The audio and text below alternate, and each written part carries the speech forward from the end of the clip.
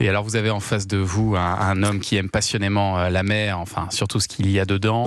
C'est Olivier Pouls, notre chroniqueur gastronomique, qui a remonté ses filets. Que déguste-t-on ce matin, Olivier ? Eh bien, mon cher Loïc, poissons, crustacés, fruits de mer. Effectivement, la mer elle nous offre des trésors depuis des millénaires. Mais une mer, et c'est pas vous qui allez me démentir, évidemment, qu'on a malheureusement pillé sans vergogne ces dernières années. Vous le constatez, vous, j'imagine. Alors, vous n'êtes pas pêcheur parce que vous n'avez pas le temps de mettre la ligne à l'eau quand vous faites une course, mais enfin, vous voyez quand même les dégâts qui ont été causés depuis quelques dizaines d'années maintenant. On les voit plus sur la terre, en fait, aux abords de la terre. En mer, le spectacle est à peu près le même. Il y a quelques endroits, particulièrement dans le Pacifique, où il y a ce fameux continent plastique.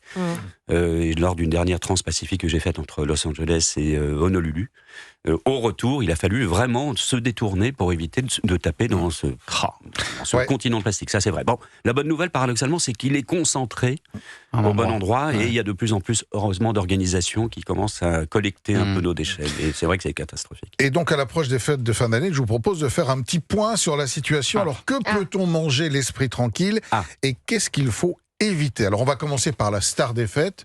Les huîtres, bien sûr. Bon, alors, les huîtres, Fine, claire, c'est on peut y aller. c'est un produit d'élevage, donc on peut y aller. Évidemment, il y a pratiquement plus d'huîtres sauvages sur nos côtes.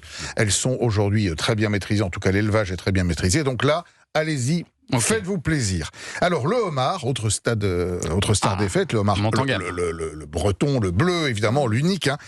Bon, alors lui n'est pas strictement parlé vraiment menacé, parce qu'il y a des règles strictes quand même concernant sa pêche, notamment la taille, les quotas, etc. Mais c'est quand même un produit saisonnier. La grande saison du homard, c'est avril à septembre. On le trouve en hiver, mais il est moins charnu. C'est une période de repos pour lui.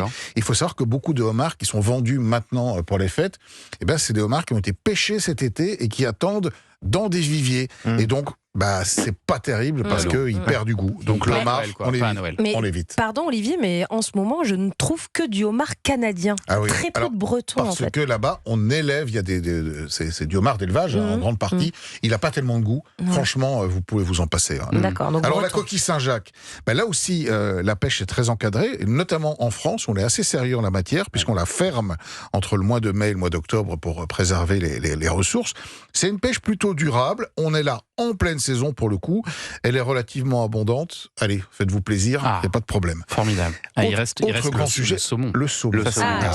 Oui. C'est une cata, non? C'est pas une cata, le saumon? C'est une cata. Oui, je crois que c'est une cata. 99% des saumons qu'on mange viennent d'élevage. Alors on pourrait dire qu'il n'y a pas de souci, mais à part que c'est plus compliqué que ça, ces fermes aquacoles, qui sont en fait des grands enclos en mer, rejettent des quantités importantes de déchets et d'antibiotiques. Il faut savoir que les saumons qui vivent là-dedans, c'est une horreur. C'est comme l'élevage en batterie des volailles. Ils sont les uns sur les autres. Il y a des poux de mer. Il y a des poux. On les traite aux antibiotiques. Donc les antibiotiques, forcément, vous les avez un peu dans votre assiette. D'un point de vue sanitaire, c'est probablement une bombe à retardement. Donc évitez, si vous pouvez, remplacez-le par de la truite bio élevée en France. Il y a des produits de super qualité. C'est vrai. Donc, et puis le homard, le saumon sauvage, là pour le coup, il y en a pratiquement plus non plus. La pêche est ultra encadrée, donc évitez. Et puis il y a des poissons moins connus qu'on peut consommer en hiver. C'est le cas par exemple du merlu, du maquereau, très bon pour la santé, du lieu jaune. Et puis, évidemment, on est en pleine saison aussi des moules. Ah, les moules, magnifiques. Voilà. Et donc, je vous ai apporté... Dites-le à Jérémy Hébert. Je vous en ai apporté. Il va plus jamais en manger de sa vie, Jérémy. Oui, mais malheureusement, il n'est pas tombé sur la bonne, visiblement. Là, je vous garantis que je vous en ai préparé une petite idée de moule apéritive. Donc hier, j'avais une petite envie de me faire un moule frite, ce que j'ai fait. Donc cuisson des moules classiques avec une branche de céleri, un petit peu de vin blanc, on les mange. Et après, celles qui restent, on les décortique. Donc et on va les servir froides avec une petite vinaigrette aux agrumes. Donc un petit peu d'huile d'olive, un peu de jus de citron. Je goûte. Je sens qu'il y a une hésitation, Anissa, quand même. Pas du tout. Ah non, j'y suis allée à fond, c'était le mauvais couvert. J'ai rajouté un petit peu de sésame, un petit peu de coriandre, voilà, pour l'épicer un petit peu.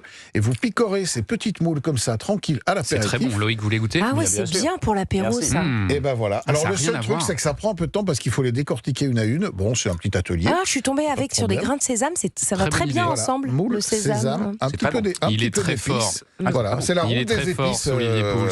Des épices. Nouvelle course à la Bravo Olivier. Bon, on a compris, on évite le saumon à Noël. Merci du conseil Olivier. Dans un instant, on va jouer avec un auditeur. On va jouer au trop ou rien. Avec toujours cette enceinte de la marque française absolument à gagner 500